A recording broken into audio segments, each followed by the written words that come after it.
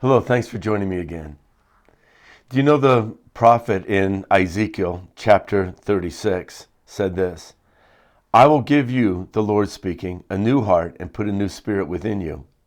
And I will remove the heart of stone from your flesh and give you a heart of flesh. And I will put my spirit within you and cause you to walk in my statutes.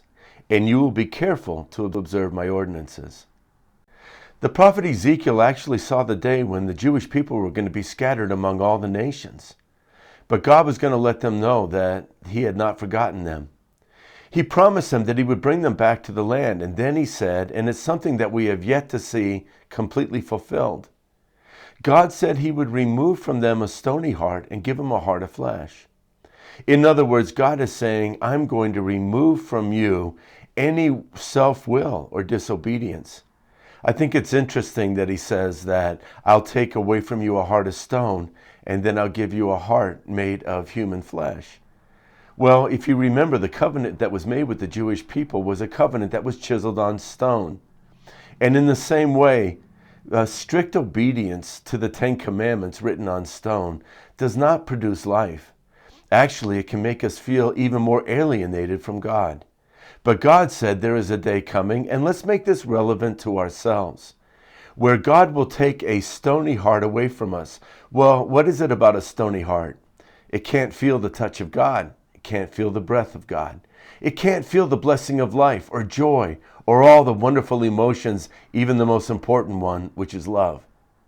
The Lord is saying to us that the true living faith that Jesus has for us does not come out of a heart of stone, does not come out of coldness.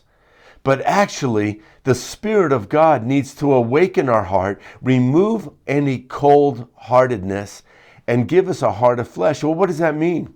It means it can sense the touch of the Spirit of God.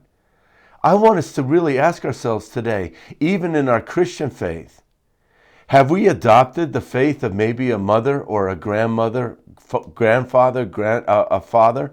Have we merely taken upon a list of rules, regulations, requirements, and yet really our heart is a heart of stone?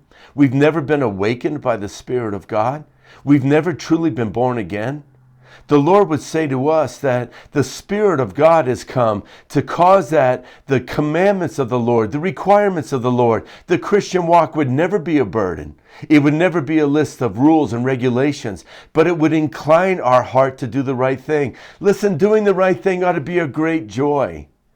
And actually, in the same idea, when we do the wrong thing, there's just that sorrow that we have because we know we want to walk at a higher level. We want to be like Jesus. My prayer for each one listening to this video today is that you would have truly been awakened by the Spirit of God. That you're not following some dead religion, but that you're alive to God. Well, how can you do that?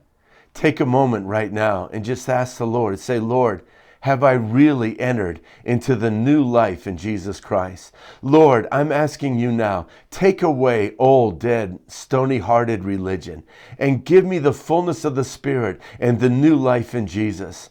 Jesus, you are my Lord and Savior. From now on, I want to walk in your life and in your blessing. And God will hear that prayer, and God will give the Spirit to those who ask him.